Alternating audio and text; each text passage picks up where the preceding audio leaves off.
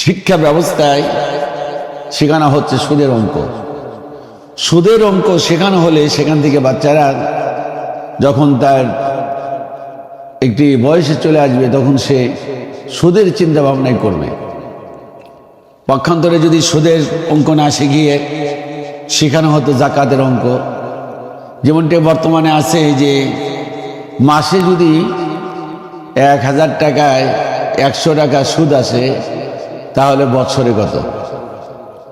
ঠিক এইভাবে যদি সুদের অঙ্কটা না দিয়ে যদি জাকাতের অঙ্ক দেওয়া হতো, সেখানে যদি লেখা হতো যে বছরে যদি জনৈক ব্যক্তির 1 লক্ষ টাকায় তার 2500 টাকা সুদ আসে, তাহলে এই ব্যক্তির যদি বছরে 1 কোটি টাকা থাকে তাহলে সেই ক্ষেত্রে তার বাৎসরিক জাকাত কত টাকা আসবে।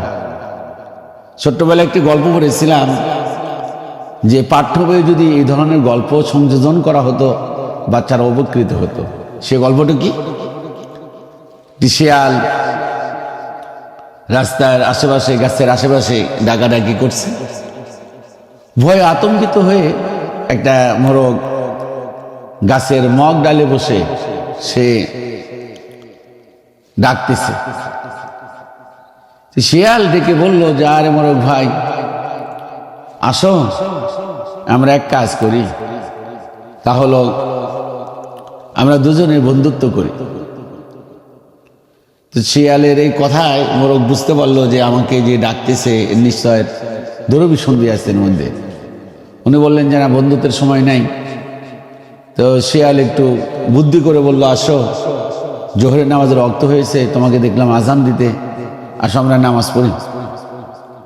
তো বললেন আচ্ছা ঠিক আছে, নামাজ পড়বে, ঠিক আছে, তো তুমি উজু করে আসো। তো বললো যে আমি উজু করে আসবো, কি উজুর প্রয়োজন নেই, আমি তাইমুম করে নামাজ পড়ে নিব। বললেন যে তাইমুম তো সেই ব্যক্তির জন্য করা যায় যে ব্যক্তি পানি না পাওয়া যায়, তা আশেপাশে তো পানি আছে, তুমি একটু উজু করে আসো। সে বলল যে দেখো আমি তো অসুস্থ ব্যক্তিদের জন্য তাইমুম করেই নামাজ পড়া যায়। শিয়াল বলল আচ্ছা ঠিক আছে, কিন্তু ঘটনা হলো তুমি আমার সঙ্গে নামাজ পড়তে চাও, তো তুমি জানো না যে জামাত সাধারণত 3 জন হলে, ন্যূনতম 3 জন হলে উত্তম হয়, তা আমি আর তুমি জামাতের জন্য আরেকজনকে ডাক দিই। শিয়াল বলল যে আচ্ছা ঠিক আছে। তো ডাক দেওয়ার জন্য চিন্তা ভাবনা করলো যে এইবার একটা বুদ্ধি। তো পাশেই ছিল কুকুর, কুকুরকে ডাক দিল। শিয়াল তো ভেবেছিল যে আজকে মোরগে 1টা খাবো না 2টা খাবো। এরপর যখন ডাক দেওয়া হলো কুকুরকে, কুকুর যখন দৌড়ে আসলো, হঠাৎ করে শিয়াল চলে যাচ্ছে। তো বলা হলো চলে যাও কেন? কয় চলে যায়, আমার উজু চলে গেছে।